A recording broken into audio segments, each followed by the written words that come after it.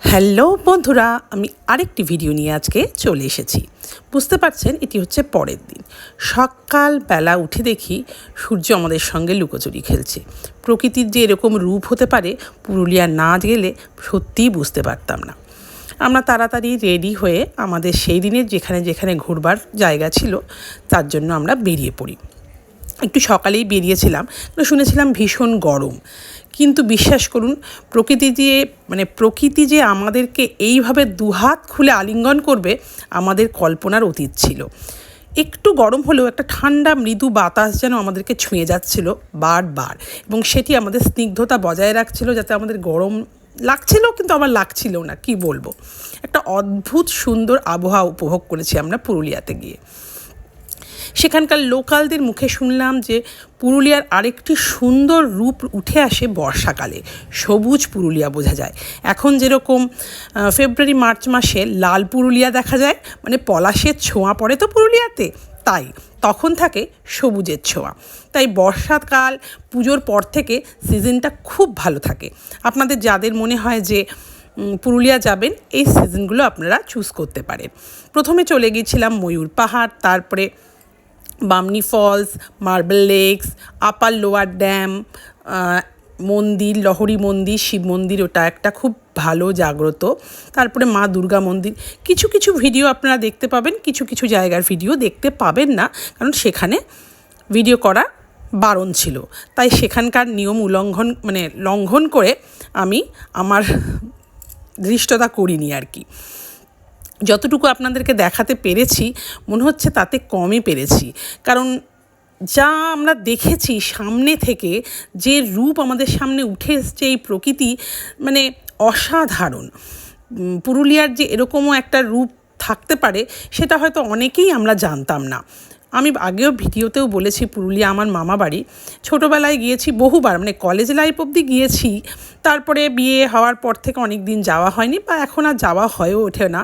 তাই নতুনভাবে পুরুলিয়াকে জানার জন্য এইখানে গিয়ে আমি আপ্লুত যে এইভাবে প্রকৃতিকে আমরা উপভোগ করতে পেরেছি। প্রত্যেকে আমরা যারা গিয়েছিলাম তারা কেউ এক বিন্দুর জন্য মনে হয়নি যে আমরা টাইমটা ওয়েস্ট করলাম বা কিছু করলাম। এই যে এদেরকে দেখতে পাচ্ছেন, এদের এখানে বিয়ে ছিল, এবং বিয়েতে ওরা খুব সুন্দর করে সারিবদ্ধ করে ওদের নাচ গান চলছিল। তাই ভাবলাম আপনাদেরকেও একটু দেখিয়ে দিই। আজকের ভিডিওটি কেমন লাগলো তো অবশ্যই বলবেন, কমেন্ট করবেন। আগের ভিডিওতে অনেকে কমেন্ট করেছেন, তো আজকের ভিডিওটি কেমন লাগলো সেটা বলবেন, এবং কিছু জানার থাকলে অবশ্যই বলবেন। পলাশ দেখে দেখে আমাদের চোখ ক্লান্ত হয়নি। এক এক জায়গায় এক একভাবে পলাশকে আমরা পেয়েছি। সেখানে দুরকম পলাশ পাওয়া যায়, একটা লতানো, সেটা বেশ বড় বড় হয়, এবং একটা নর্মাল গাছে, যেটা সাধারণত সামনে থেকে দেখা যায়। লতানোগুলো সাধারণত পাহাড়েই হয়। আর নানান ধরনের পাতা, গাছ, জঙ্গল, এবং এক একটি জঙ্গল এক এক রকম। জায়গাগুলোর যে নামগুলো সেগুলো আমি আপনাদেরকে দেখিয়েছি, তো আপনাদের বুঝতে অসুবিধা হবে না কোনটা কোন জায়গা। এটা ইউকুগুরু ভিউ পয়েন্ট, এর নিচে একটা লেক রয়েছে। এরপরে আমরা চলে গিয়েছিলাম মার্বেল লেক, ওটাও অসাধারণ সুন্দর। দেখুন, আমি নেমে এসেছি এতটা, এবং পাহাড় যে পাথর যে এত সুন্দর হতে পারে সেটা পুরুলিয়া আমাদেরকে দেখিয়ে দিয়েছে। তাই যারা ভ্রমণ পিপাসু মানুষ, যারা ঘুরতে ভালোবাসেন, তারা অবশ্যই পুরুলিয়া একবার ভিজিট করুন। আপনাদের মনে হয় না যে খারাপ লাগবে। এর রূপ আমরা জঙ্গলে গেছি, আমরা পাহাড়ে গিয়েছি, আমরা সমুদ্রে গিয়েছি, কিন্তু এক অনন্য রূপ যেটা আমাদের সামনে উঠে এসেছে পুরুলিয়ার। এবং আমাদের ভাগ্য বোধহয় সত্যিই খুব ভালো ছিল যে ওয়েদারও আমাদের সঙ্গে চলে এসেছিলো। প্রথম দিন বললাম যে আবহাওয়া একটু গরম থাকলেও সেই হালকা হাওয়াটা আমাদেরকে বারবার ছুঁয়ে গেছে। দ্বিতীয় দিন থেকে কিচ্ছু লাগেনি। আমরা তো অনেক কিছু নিয়ে গিয়েছিলাম, ছাতা, চশমা, টুপি, ওআরএস, গ্লুকন্ডি, কি না, কিন্তু সেসব আমাদের কিছুই লাগেনি। দ্বিতীয় দিন থেকে এত মিষ্টি ওয়েদার, এত ঠান্ডা ওয়েদার পেয়েছি, কিছু কিছু সময় মনে হচ্ছিলো সত্যি আমরা দার্জিলিংয়ের আশেপাশেই আছি। তো সেই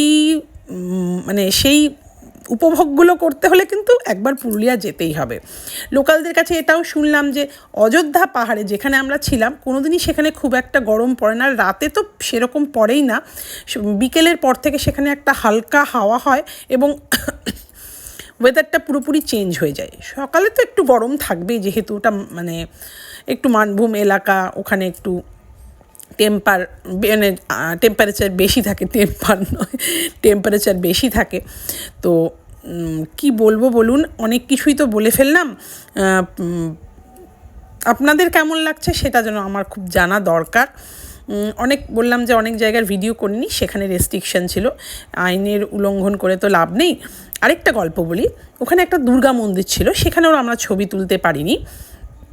মায়ের হাতে মানে 24/7 একটা প্রদীপ জ্বলে, এবং যখন আমরা প্রথমে আমি যাচ্ছিলাম না, তো আমাকে মোম বলল যে চলো একটু দেখে আসি, এবং ঢুকে না মাকে দেখে মনে হচ্ছিলো মা বোধহয় সত্যি আমাদের সঙ্গে কথা বলতে চলে আসবে।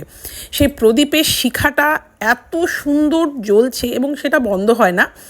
বছরে একটা সময় সেখানে বড় যজ্ঞ হয়, অনেক রাজ্য থেকে অনেক জায়গা থেকে সেখানে বড় বড় মানে যারা সাধক তারা আসে। এটা হচ্ছে বামনি ফলস।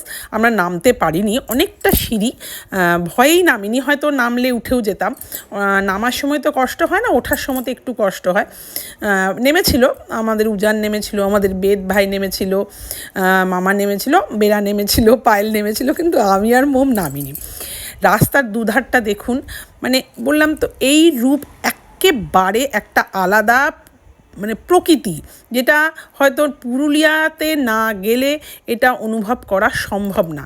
এবং ক্যামেরাতেই বলুন, যত ভালো ক্যামেরাই হোক, আমার মনে হয় না কেউ মানে নিজের চোখের সামনে যতটা দেখতে পারবে ততটা অনুভূতি কেউ মানে করাতে পারবে ক্যামেরার মাধ্যমে। নিশ্চয়ই করানো যাবে, আমি কি বলে মানে আমি ভাষাতে প্রকাশ আমি করতে পারবো না। মানে ফ্রেশ মাইন্ড হয়ে গিয়েছিল। আগের দিনও আমি কাশছিলাম, আজকেও কাশছি বলতে বলতে, সরি। তো একের পর এক আমরা মানে দেখে যাচ্ছিলাম। দেখুন দুধারের রাস্তা। তো এটা যখন বর্ষাকাল হবে তখন এটার রূপ একেবারেই সবুজ হয়ে যাবে। আমরা যখন গিয়েছিলাম একটু হয়তো 5-7 দিন দেরি হয়ে গেছিলো, আমাদেরকে বারবার বলছিল ওখানকার যে আমাদের ড্রাইভার তিনি, যে আরও 5-7 দিন আসলে আপনারা হয়তো লাল দেখতে পেতেন, শুধু পলাশবনই দেখতে পেতেন। তো পুরুলিয়াতে এক এক সময় এক এক রকম রূপ দেখা যায়, সেইগুলো উপলব্ধি করার জন্য কিন্তু আপনাদেরকে পুরুলিয়া যেতেই হবে। তো আজকে আর বেশি বাড়াবো না, সারাদিন ঘুরে ফিরে ক্লান্ত হয়ে আমরা সন্ধ্যাবেলা একটা ছোট্ট আমাদের পার্টি হয়েছিল, সেটারই এক ঝলক আপনাদের সামনে। আবার বলছি, ভিডিওটি কেমন লাগছে বলবেন, কিছু জানার হলে বলবেন, আমি অবশ্যই আপনাদেরকে জানানোর চেষ্টা করব। আজকে আর বেশি বাড়াবো না, কমেন্টের অপেক্ষায় রইলাম। এটা আমাদের কটেজ, এটা আমাদের পার্টি চলছিল আর কি। আজকে এখানে শেষ করলাম। Good night.